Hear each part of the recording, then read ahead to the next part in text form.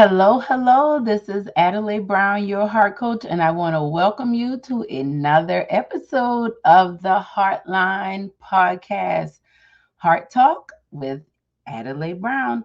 I am so excited about today's topic. I'm excited about just all that God is doing, and so we're just going to jump right into it. Why you're mistreated. That's the heading.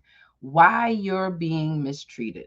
I cannot tell you how many people I talk to, coach with, and interact with who are in a situation where they feel like they're being mistreated, they're being taken advantage of, people are not appreciating them, and they're sick and tired of it. But what do you do?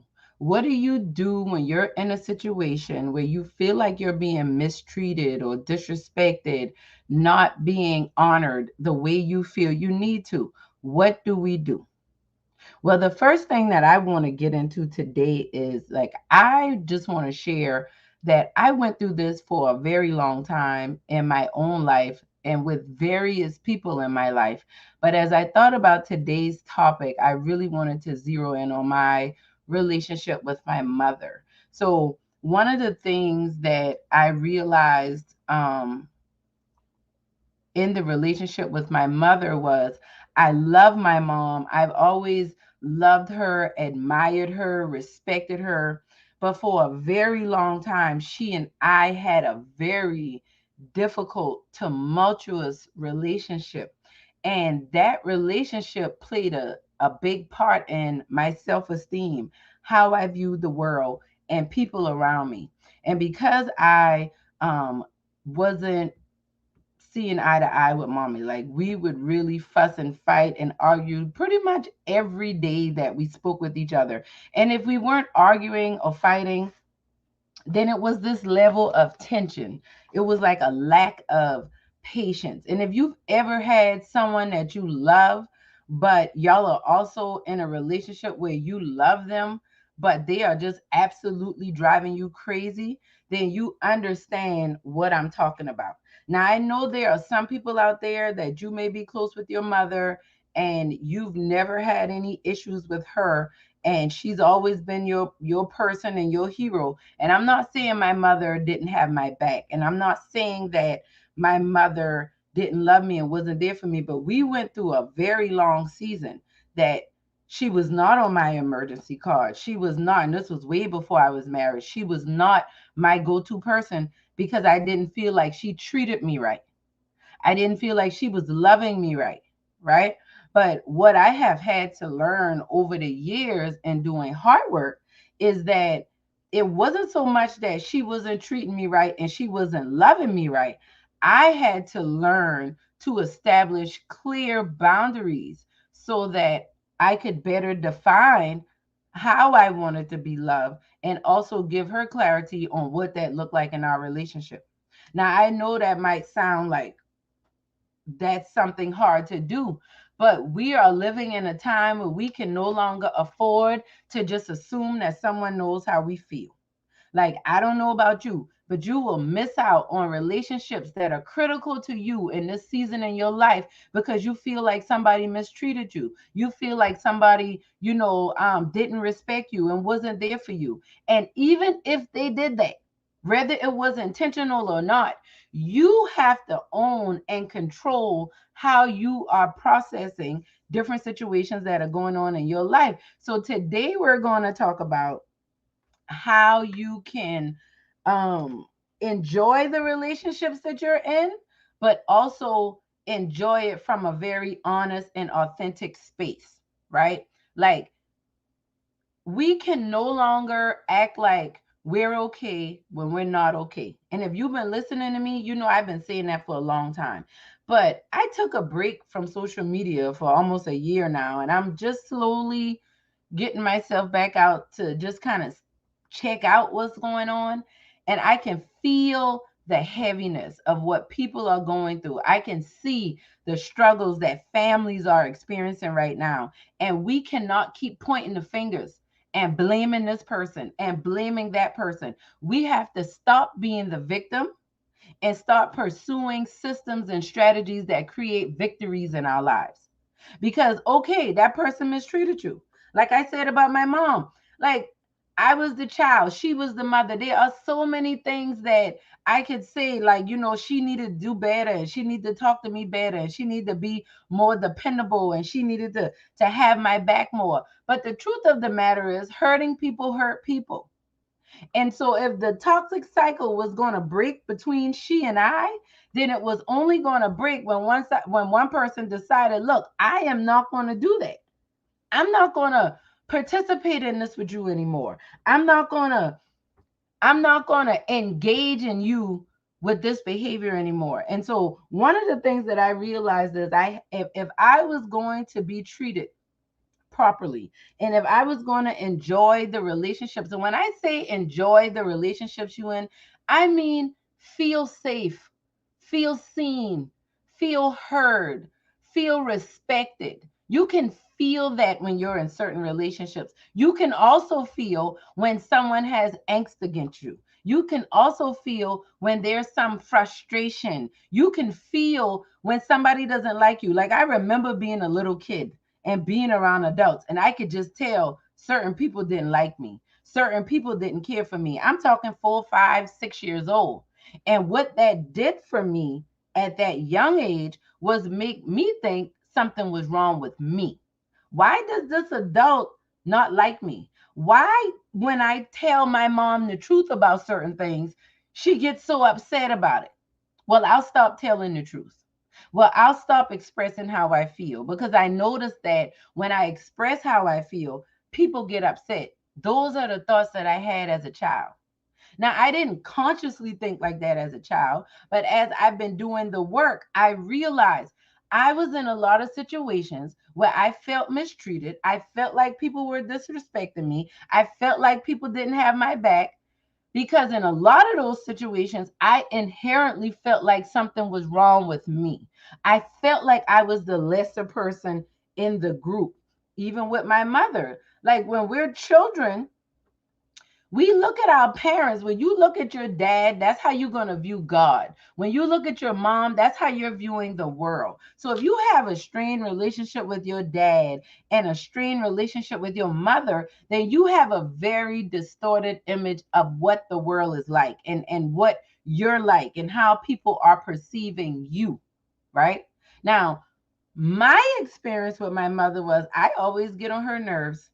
If I'm not getting all A's, this when I was younger. If I'm not getting all A's, or if I'm not, or as an adult, if I'm not just doing what she's asking me to do, showing up how she's asking me to show up. See, a lot of times we get hurt and we get mistreated because we're people pleasing. We're afraid of what will happen if we say no. What will happen if we don't show up at this event? Or what will happen if you don't come to this particular holiday meal that your mother is preparing for the family? A lot of us adults are still stuck feeling like little kids when it's time to tell people, no, I'm not coming to that event. But instead of us telling them the truth, a lot of times, what we'll do is we'll get angry, we'll get upset, we'll find other reasons to disconnect, right? And we have to get to a place where we understand how you feel matters and how you show up matters, but you cannot continue to do things to appease people around you so you can keep them feeling good about you. Like maybe you did that when you were younger because you didn't want to lose the love. Like for me, I knew that I had to act a certain way, talk a certain way, be a certain way if I was going to keep my mother happy, right? And the crazy thing is, I realized over the years that I did the same thing to my kids. I can see them reacting to me in my moods, in my actions, in my reactions, and it reminds me so much of what I went through as a child with my mother. And it's like we get these unspoken cues and these unspoken understandings that take place in our families, that take place in our communities. And a lot of these things are toxic, right? My mother and I had to survive together a lot. So even when we were going through these difficulties and these frustrations, we were still helping each other survive. So when it was time for me to say, you know what, I love you, but I can no longer be in relationship with you on these terms. We have to come up with some new terms. I didn't say it like that, but that's what was happening. It felt very uncomfortable. It felt like I was just acting different and I didn't care about my mother and I was just throwing her away and I didn't want to support her. That wasn't the case. I look back now and I realize I was doing this work, this heart work that I talk about, right? When we confront matters of the heart and tell ourselves the truth so that we can live authentically on purpose. As I started to do that, I realized, look, I can no longer engage in relationship with you like this. We can't go through this back and forth emotional punching match. We're not going to do it. So you hurt my feelings and you get me to do whatever it is that you wanted me to do. I'm doing it, but I don't want to do it. I'm doing it out of obligation. I'm doing it because I don't want to hear your mouth later. I don't want to argue with you later, but I'm resentful while I'm doing it. And all the while, I'm just waiting on my chance to get you back. That's a cycle that we go through. And it's not even so much a get you back, it's I want you to feel like how I feel. Now, I know some of you might not be able to relate to this, but there are some people right now as adults, you 40, 50, 60 years old, you still going through this with your parents. You still going through this with your spouse. You still going through this back and forth relationship with you and your boss or your employer or your sister or whomever this person is or these people are in your life. And you feel so downtrodden. You feel like you're always the one that's getting the short end of the stick. You always have to be the bigger person. You always have to be the one to come through when no one else is. And I just wanted to stop by today and tell you, you really don't. You don't always have to do those things. But you have to stop and think about, why do I behave like this? Why do I respond like this? When people put these demands on me, why do I react like this? This is why you're being mistreated. It's what you think about yourself. What you think about yourself informs how you interact with the people around you. And when you start to build your self esteem, when you start to really love yourself and build heart equity, this personal, relational, and financial wealth through authentic living, you're not going to show up the way you used to. Your relationships are not going to be the same. They have to change. You know why? Because you have. You have. So my mother and I was just talking to my friend about this the other day. Like, mommy and I talk to mommy about this all the time. Like, we understand that our relationship is a testimony, and we're gonna talk more about it. If you have not gotten this book, you need to get it. Help Save Me from My Broken Heart: Your Journey to Living and Loving Again. Because I talk about my relationship with my mom. I talk about it in depth enough to help people realize, because there's a lot of you out there that you secretly resent your mother, you secretly resent your father, you got aunties and uncles that you secretly resent, some of your siblings, even some of your friends. But you won't tell them the truth because you're too busy about worrying about how they're going to react to your truth. So you deny your truth and live a lie. And you wonder why people are not loyal to you. You wonder why people are not keeping it real with you. You wonder why people are not showing up for you the way you show up for them. Because it's not so much of what you're doing, but it's the spirit you're doing it in.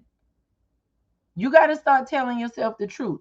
So if you want to stop being mistreated, the first thing you want to do is be honest about what you need and stop manipulating people. And let me tell you something about manipulation. It can be really tricky and very elusive. Meaning, you can be being manipulative, but you think you're just encouraging people. You can be being manipulative, but you say, I'm just supporting. I just want to help you. You're being manipulative in your expectations. You say you're doing it from the heart, but you're not doing it from the heart. You're doing it because you feel very inadequate and you're looking for someone or something to validate who you are right now. That's why we find ourselves getting overwhelmed. That's how we find ourselves overcommitting to things, to situations, to people that we shouldn't even be committed to. But why are we doing it? We're trying to manipulate them to help us feel better and don't even know. Don't even know. I just went through a situation like this with one of my kids.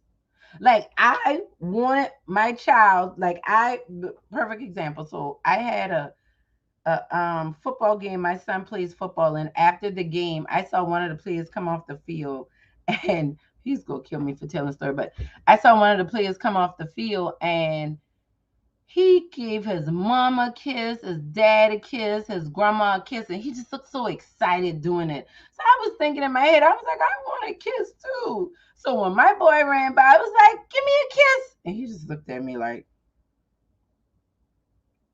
you always so extra.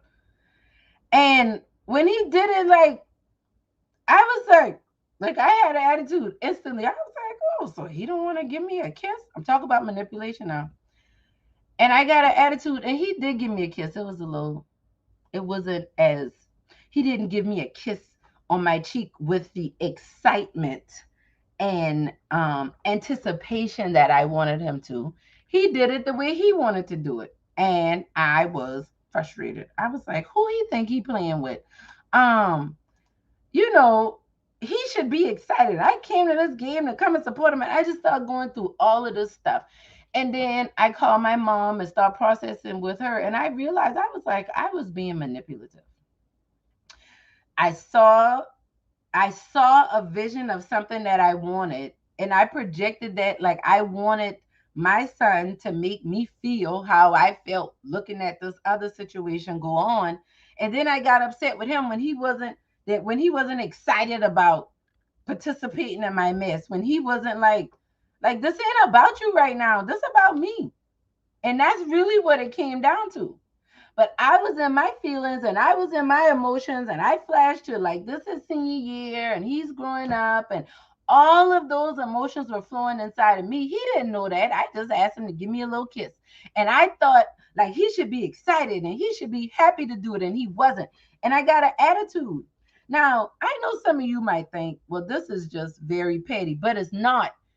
Because what happened was I got an attitude, and then I just started being like, just all these other thoughts start coming, right? Well, he don't want to give me a kiss, and then he can go figure this out, and he can go do this, and he can go do that. And I don't know about you, but I grew up around people that did that. Like, it's like people manipulate you. If you don't do what they want you to do, then they cut you off, right? And it's not just about money. Some people do that financially, but let me tell you, people will do that with their affection.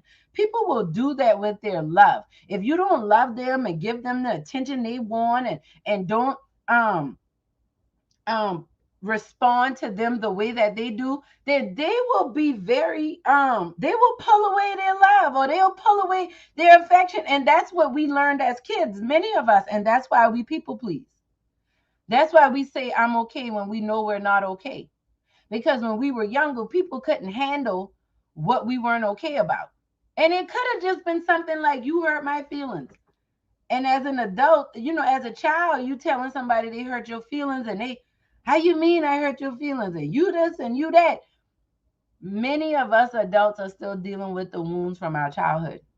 And I know some of you are like, well, just get over it. And I talked about it. But if you live with that for 20 or 30 years, talking about it once or twice is not going to get over the behaviors, the mindset, the mentalities, the beliefs that you have developed over the years from that warped place of being.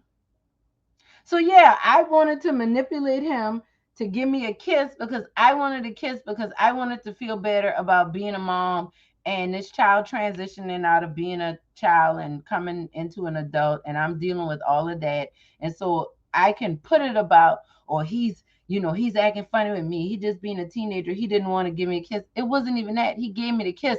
It was more about my emotions and my feelings, and how that impacted how I was interacting with him. That also impacted how I was interacting with my husband. It impacted my whole mood. And I, doing this heart work, one of the things that I've realized, because I have committed a life to doing hard work, is if you're going to enjoy the relationships that you're in, you're going to have to constantly prune those relationships. Like our heart is like a garden. And if you do not tend to your heart, it's going to overgrow and then it's going to be a mess. And then you can't tell the weeds from the fruit.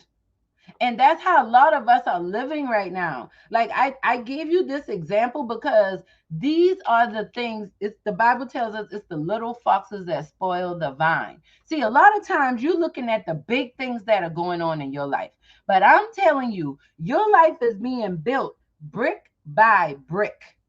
And you have to make sure that I'm not a brick mason, but I know that as they lay brick by brick, they don't lay heaps of brick at a time. They lay these foundations brick by brick. It has to be level, it has to be set because of what's being built on top of it. If you don't have plans and expectations to do big things in life, and you don't know what you're called to do and why you're here and you don't care, I'm not talking to you.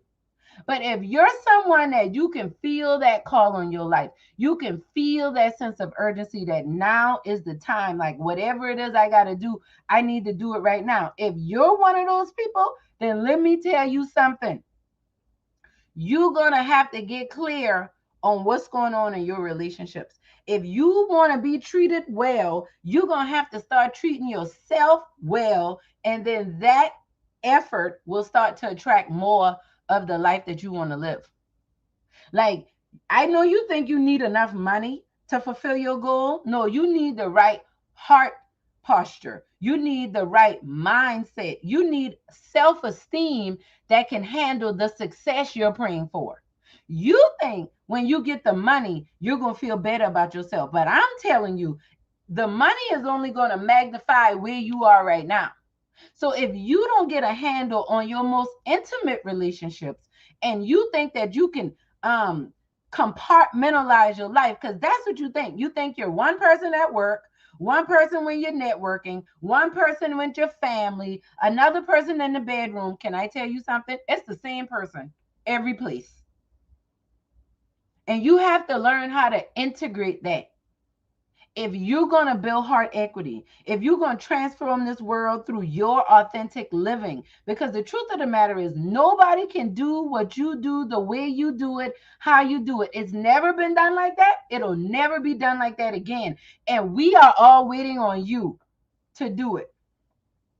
Imagine if the person that invented the cell phone never did it. What, we don't know where the world would be without that, right? Like imagine if the person that developed the whatever the formula for,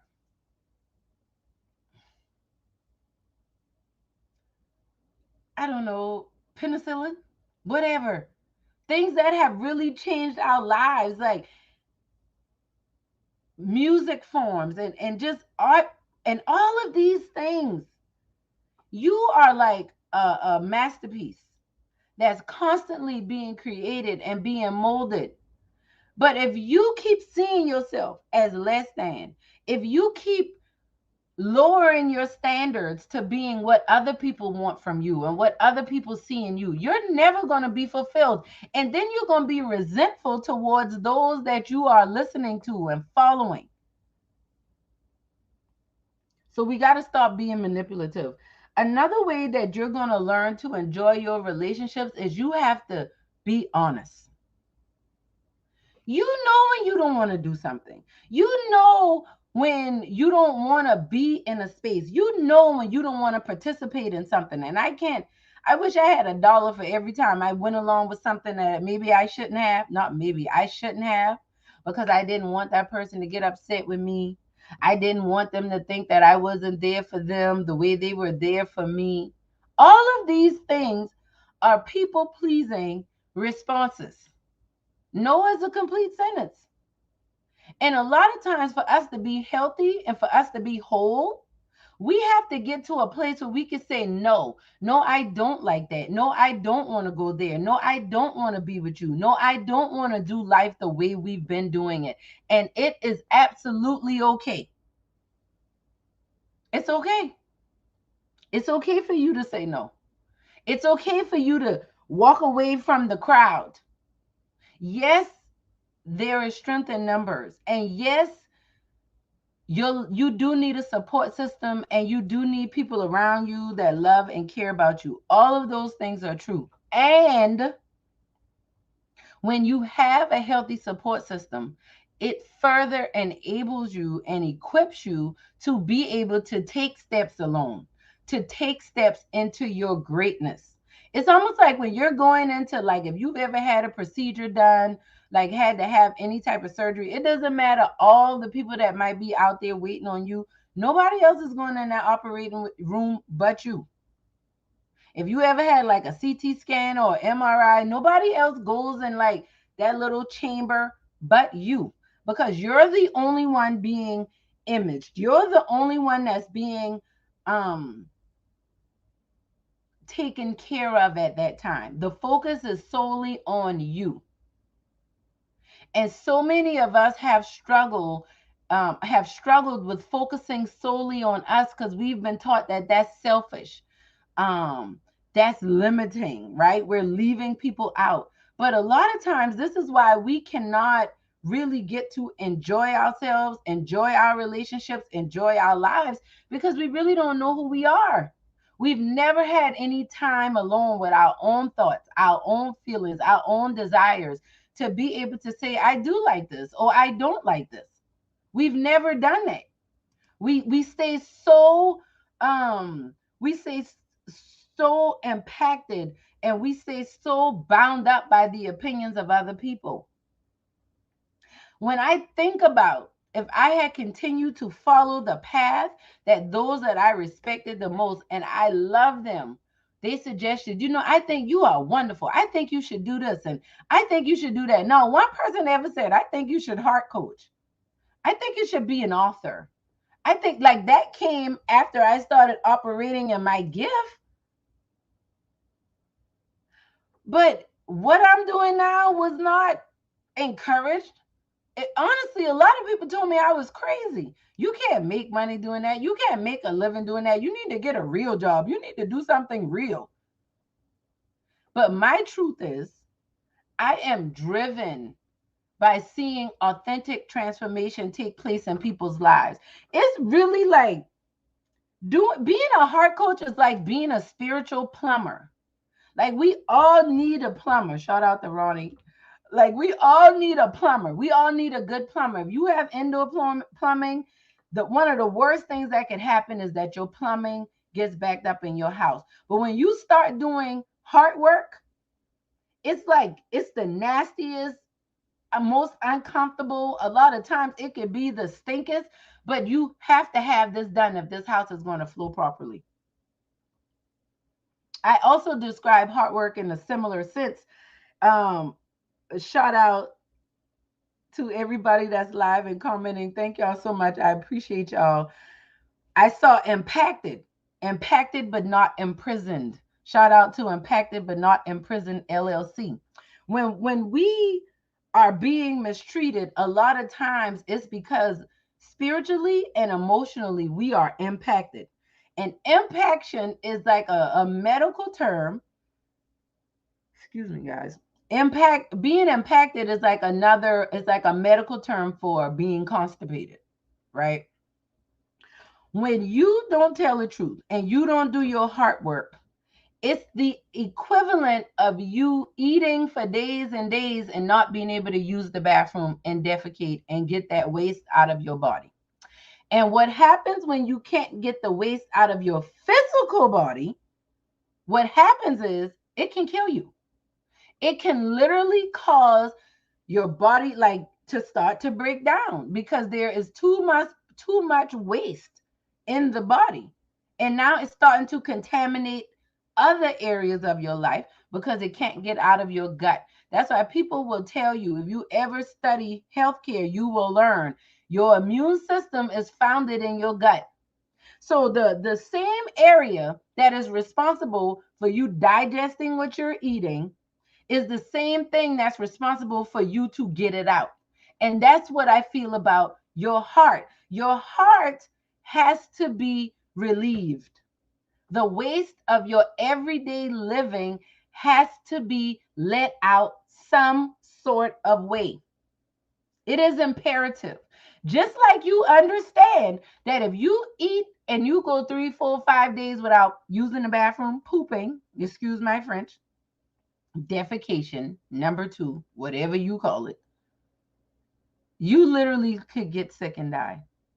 It can cause health problems, and not just your GI. It can start causing problems with your blood. It can start causing problems with your heart, all kinds of problems because you're not getting the waste out. Now, every single day, your emotions, you are feeling things. Your emotional health and wellness, your emotional intelligence is the foundation of your mental health. We put such an emphasis on mental health, and people don't want to acknowledge their feelings. People want to sit here and say, I felt that, but I don't acknowledge that. I have a strong mind. I'm a think strong. I don't care how strong you think your mind is. If you don't relieve your heart of the fears, the doubts, the worry, the anxiety, you are probably operating at a high level of anxiety and don't even realize it. Why? Because you're so accustomed to mistreating yourself. That's why you don't know. And then you get so offended when people mistreat you. You can mistreat you. You cannot honor your feelings. You cannot honor what you want to do and how you want to move. You can say you're going to do something and never do it, but you get upset with other people when they do it to you. So if you're going to have fulfilling relationships and you're going to enjoy them, you're going to have to start to be honest. You got to be honest with yourself. You have to develop a practice of relieving yourself of the emotional, mental, spiritual waste that you deal with on a day-to-day basis. It's just like with your food. When your body excretes waste, it takes the nutrients out of whatever you ate, it uses it for its good, and it gets rid of what it doesn't need. Just like you eat meat with bones, but most of us don't eat the bone. So we take the meat and throw away the bones. Doing heart work is you throwing away the bones, is you getting the waste out of your life. And this is something that you need to do daily. And the more consistently you do it, you're going to realize that you start having more fulfilling, more lasting, more truthful, more impactful relationships. But if you're not telling yourself the truth, then you're already setting the tone for how you want other people to interact with you. You have to fill your cup. You have to treat yourself in a way that, one, it's going to draw people to you, but two, it's you're not even going to have to spend so much time telling them, oh no, you can't treat me like that, or you can't do me like that, because a lot of us have an attitude that we've developed as a defense mechanism to kind of push people off us when they hurt our feelings or when they mistreat us. But all that attitude does is make people look at us like we're immature and we don't know how to handle our emotions, which further causes people to not treat you how you want to be treated. So here's a practical thing. A practical thing that I want you to start to look into doing, to start investing in yourself. I want you to start establishing and maintaining the boundaries in your life. Now, it's one thing to establish a boundary. It's another thing to maintain the boundaries. And I'm going to get into more of what a boundary is. But if you're going to enjoy the relationships in your life, you're going to have to set and maintain boundaries. So if you think about a piece of property, someone, if you've ever been in a neighborhood or just gone a home, your home, somebody, a lot of times you'll see people will have fences up, right? Typically in a neighborhood, you don't see walls in between, like big, huge walls, right? You typically see a fence, maybe a privacy fence, a white picket fence, a metal fence.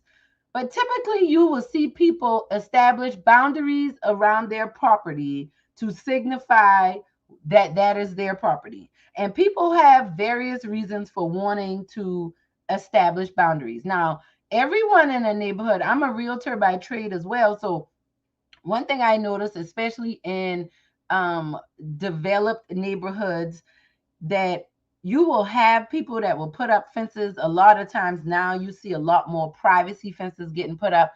But I'm always interested and intrigued when I see people that just don't have them up.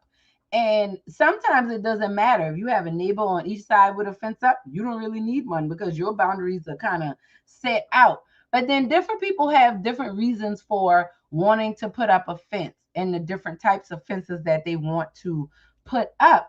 And it doesn't really matter what your reason is for putting up the fence.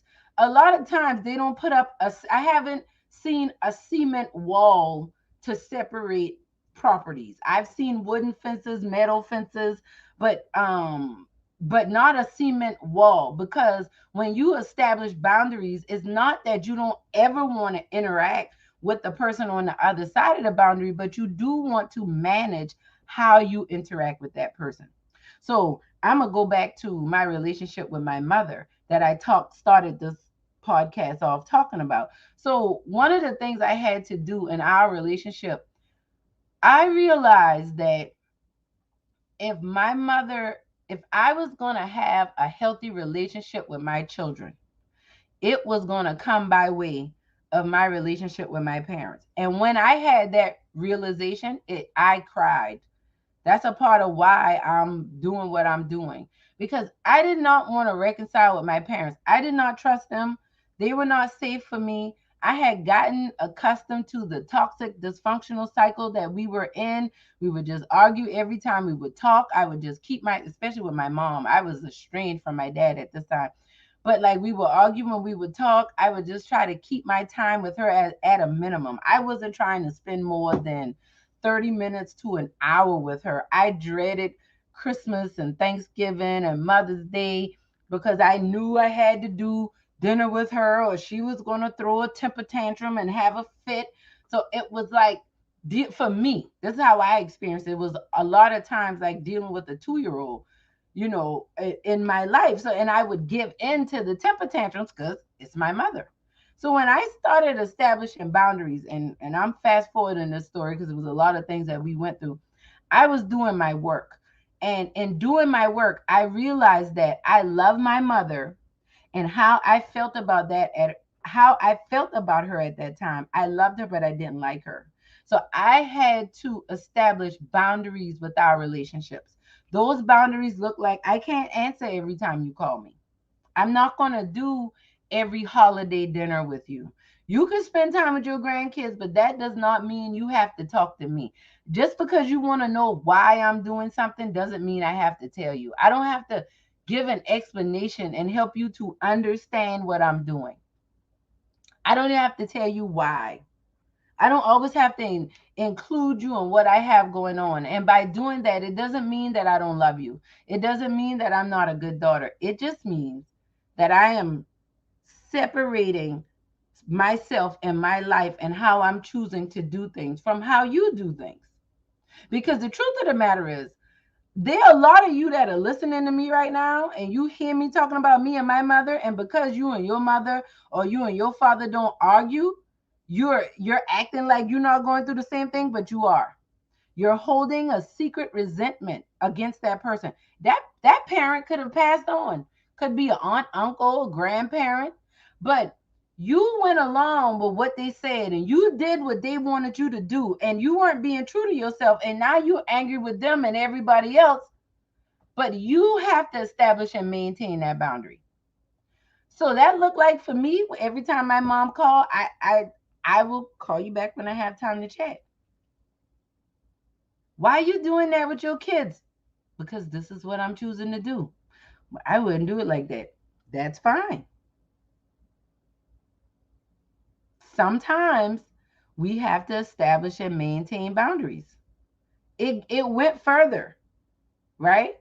There were times that, and the same thing, she had to establish boundaries with me Because yes, I'm doing my work, but I'm not always aware of how I'm coming across to other people. That's why I need to be in relationship with people who are willing to communicate boundaries to me. So as I started to set boundaries with my mother, she could set boundaries with me as well. And instead of us having a wall up between our relationship where we're just constantly knocking and we can never come through, there's a gate that isn't locked, that we acknowledge that there's some separation here, and you can think independently from me and I can think independently from you. And just because you raised me and that's how grandma did it and that's how her mama did it, I'm choosing not to do it that way, and those are my choices, and that's okay. But see, a lot of you are stuck and you frustrated. Like you literally are here about to get a divorce, you about to move away, you about to give up on your business, quit your career, all because you just don't want to tell people the truth and set some boundaries and maintain them. So there are times like, and I remember when I started establishing boundaries, one of my mother's friends, she was like, so you just not going to help your mother, you just going to turn your back on her? That's how you take it. I know that that's not my intent, that's not what I'm doing. However, in order for me to love my mother and respect my mother, but more importantly love and respect myself, this is the decision that I'm making for me, and I'm taking action in the direction of this decision. I've cut off those things from the past. I remember when I told my mother, I cannot have a relationship with my daughters the way me and you are right now. And I don't know what it's going to take for it to get better. I just know that I cannot participate in this relationship like this anymore. And and even for me, there have been days that I have had to make certain decisions, have certain conversations, and I cry afterwards. I'm shocked afterwards. But in all of that, I feel so much better. I feel better because I'm being true to myself.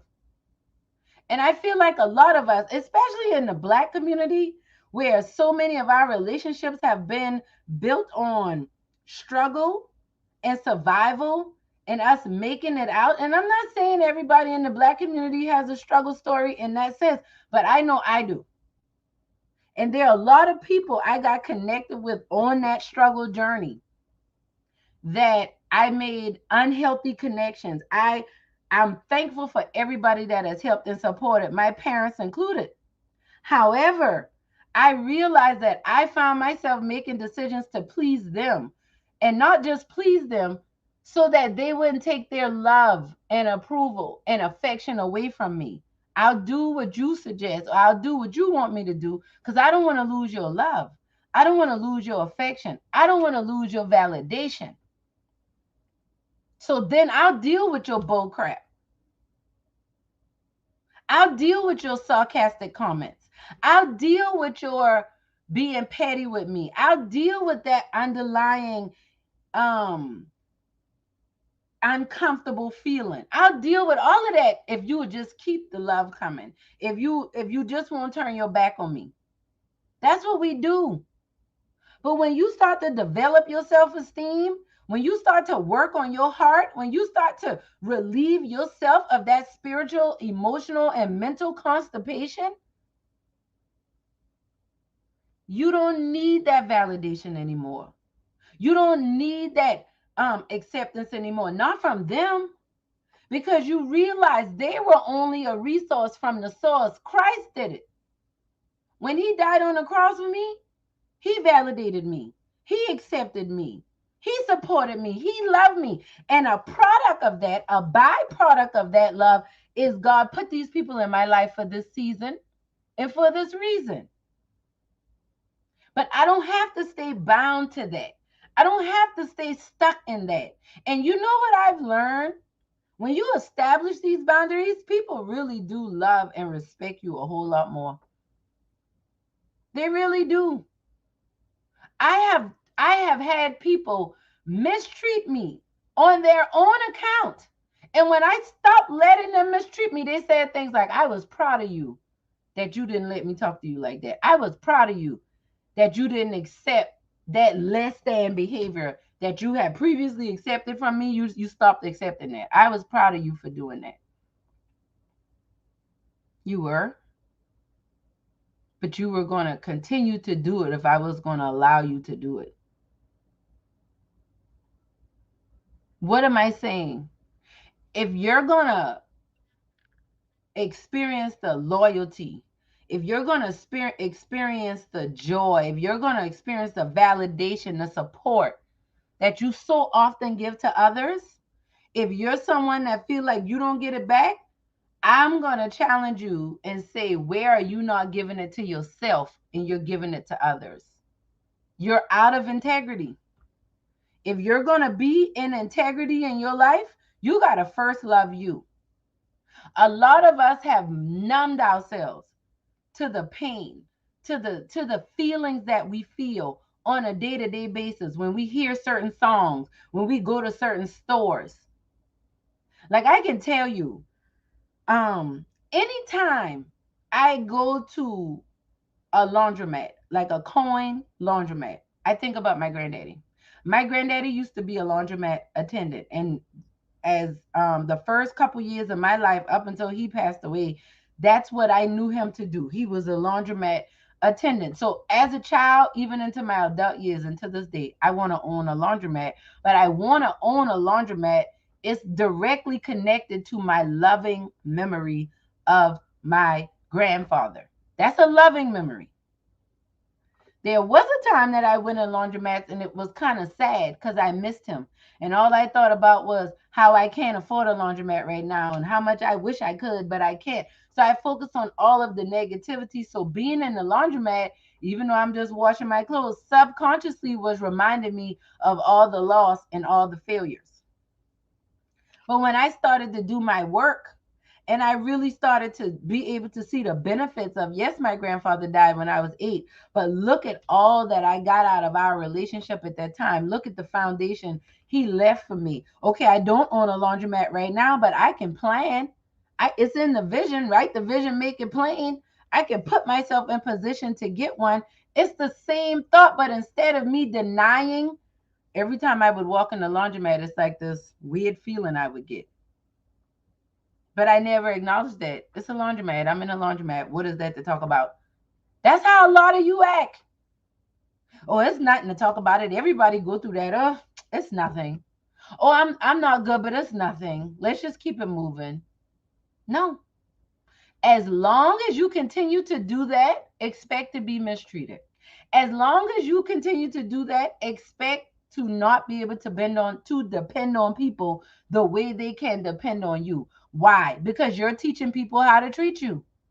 And if you're going to blow past and push past your feelings and your emotions, especially the ones that you become numb to, you know, the things that you say, oh yeah, I know I need to work on that. And you stop there. Oh yeah, I know I got a bad attitude. I've been like this since I was a child. Do you know why? Have you start to like dig into why is my attitude so bad? Did you start to think about that? Did you? Because like if you didn't, do you realize that if you don't get to the bottom of why your attitude is so bad, don't be surprised when you deal with other people always coming at you with a bad attitude. It's not just about kids. I've noticed that people with bad attitudes always have issues when they go out to deal with anybody in the service and hospitality industry. I know that's a big generalization. However, I have yet to see it.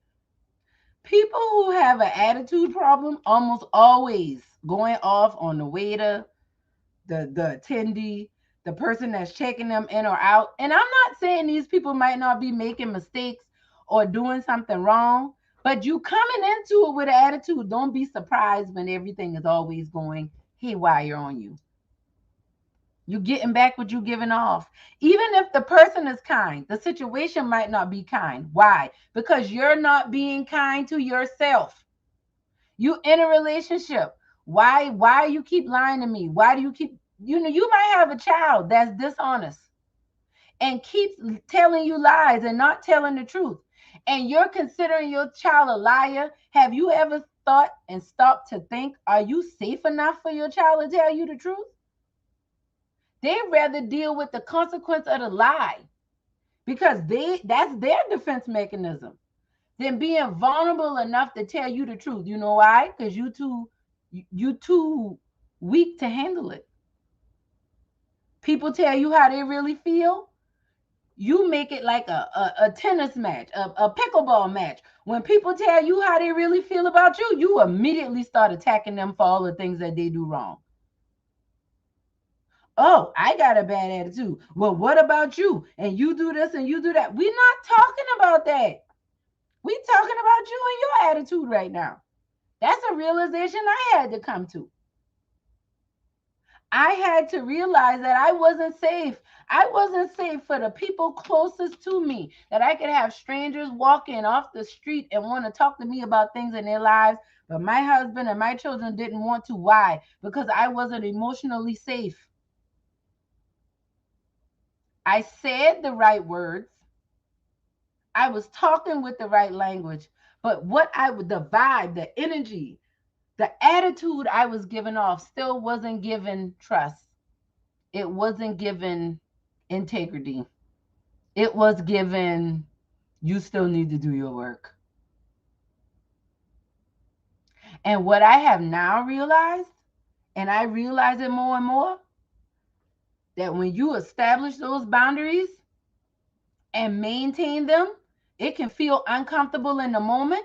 But what starts to happen is you start to love you more. You start to respect you more. You start to be open more to your creativity, your authenticity. And you know what happens? You start to repel the people that aren't good for this season. And then you start to attract those that are supposed to be with you in this space. That's what happens. You have to understand that I don't always get it right. I mess up all the time. I find myself apologizing a lot, but I'm apologizing. But I'm doing my work. I like me now more than ever. Like, I even understand this hard work is not for everybody. The level that we do hard work, this is deep. Most people are very shallow and very vain.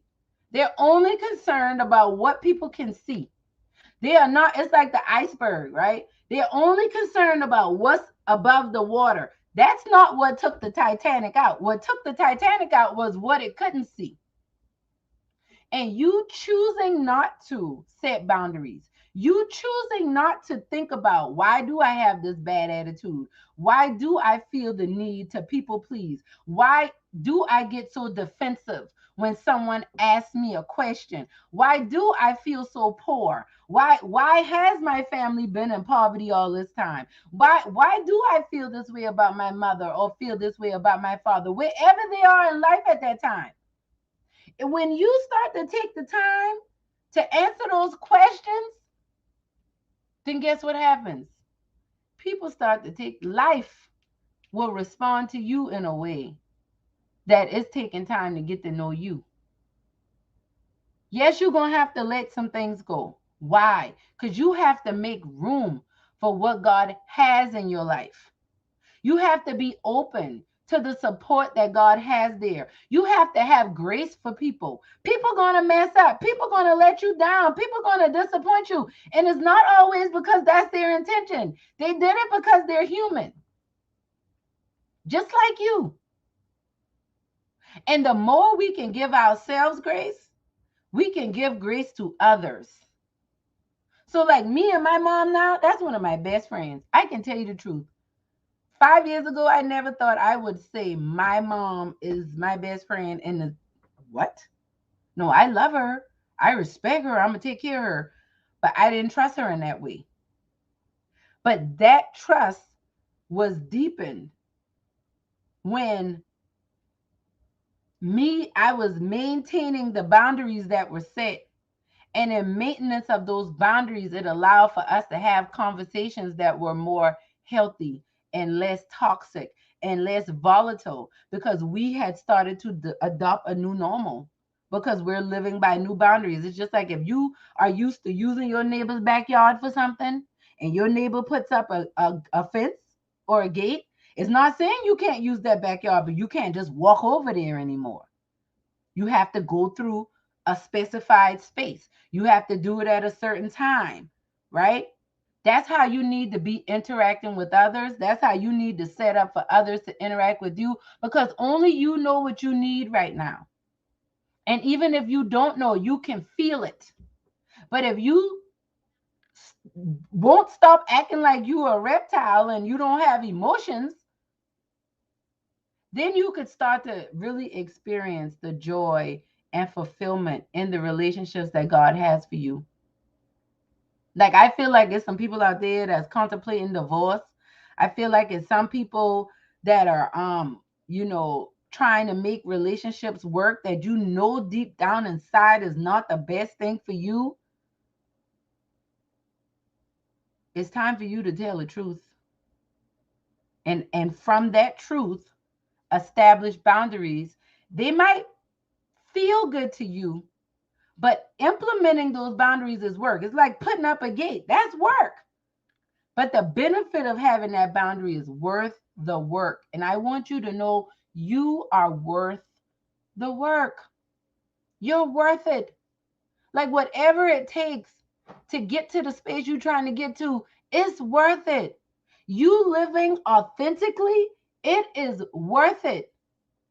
It's like I think about some of the most amazing people in the world. It's like the whole body isn't a nose. Just imagine if you heard, well, if the whole body was a nose, you couldn't hear me talking because I have a vocal cords and I have all these other things that work together, right?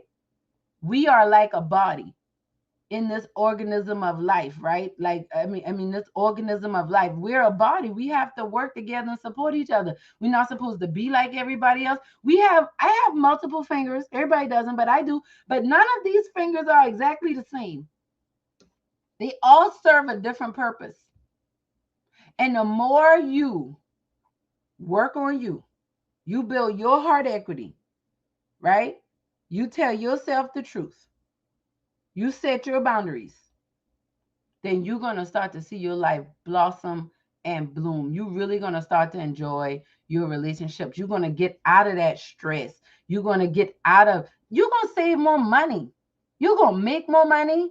You're going to do more things that you enjoy. This last year and a half, I found myself in situations that I could not believe just because I was willing to tell myself the truth. Was it uncomfortable? Absolutely. But I realized how much I got comfortable in being unhappy. So being happy can be uncomfortable when you're not used to being happy. But guess what? I can get used to it. And I am much more used to it than I used to be. So I want to encourage you to start telling yourself the truth. Like, acknowledge where you're being manipulative. Acknowledge where you're being controlling. Acknowledge where somebody hurt you. That thing hurt. Even if you know it's simple and it seems silly and that shouldn't have hurt you, but it hurt you anyway. Acknowledge it so that you can heal it. Because the truth of the matter is, when you heal your heart, you heal your life. And that's why I'm here. Because I want to help you master your heart so you can master your life. So I just thank y'all for tuning in. Make sure to subscribe to our YouTube channel at Heart Coach Talk and get our new podcast every Monday. It is posted. If this has helped you, please share with a friend or family member and just let them know that relief is here. We are mastering our hearts together. And I just thank y'all for being a part of the Heart Equity Movement. What is the Heart Equity Movement? We are building and creating personal, relational, and financial wealth through authentic living. And we are moving that throughout the universe. The world needs what we have. You being your authentic self will authentically transform this world. We just need you to do it. So remember, master your heart, Your Master Your Life. We'll be back next week, every Monday, right here on Heart Coach Talk on YouTube. I love y'all. Adelai Brown, your heart coach, signing out.